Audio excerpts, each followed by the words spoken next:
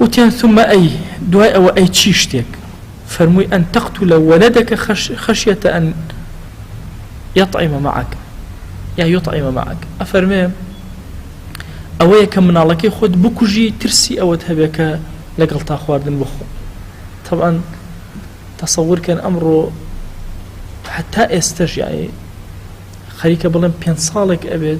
جورترين وزوترين برسيار كلا من أكل الأسر أو أيام من الله كلا باربر ميلا بارين تصور كان استرجلنا أنكم الله يكون دواري أما أو هذا ولا بتشن كسبب برسيار نكاو من الله كلا باربر أو مسلمانك أو عند برسيارك إثري كبناوي أو نجيش وتشل شوي كبناوي نخوش مي كبناوي أو إك بخوا باري دارهم قرصا ويقول فرمان نحن نرزقكم وإياهم يعني إما رزق دين وأوانش لا نسألك رزقا ومن داوي رزقي وما نكرو لمن عليك لا داوي رزقي من عليك ما لا ونكردو برا إيوه أختار النبي بروا كان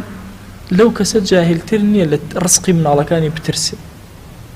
توها قلنا وسمنا أويك لسرتو يا من عليك بروردك قرآن ديني فيرك أخوان آسي فيرك ليه قرأ للرزقي كسيواها خوي أكوجيت هلاك بيت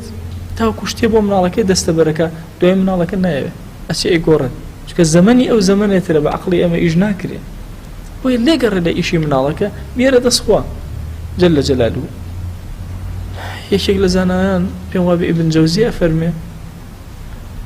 أفرمي عمر يكون عبد العزيز من على كان يبجيش هيش ينو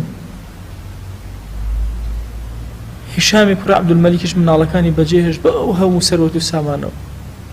الله مناله عمر يكون عبد العزيز بينرا كتشندين أسبيرك خزلة بيناوي خويا وأي بخشي دكاتي جهادا مناله هشام يج بينرا كسوال يعني كزنا زانه عقيلتي مناله كشون ليه كره بو يفرمي جناهي دوهم أويك مناله كتبكوجي لترسي أويك بلي ولا كاك نانم لقلا أخوا رزقم أخوا رزقي منال وخوت وهم يبدأ أخوايا يوم زور كدوا تصور كان رزق للزويايا بس الرزق لا أسمان جاري وهي ما سيركين مثلا دودو كان لبنايا كان أم حزناك أو أشتدنا إيش حزناك أو أودنا وزان رزق لسر زويا كل اللي قربها مستر زويا بيت الترزي فروش زان كيف لا أسمان أو تحديد كره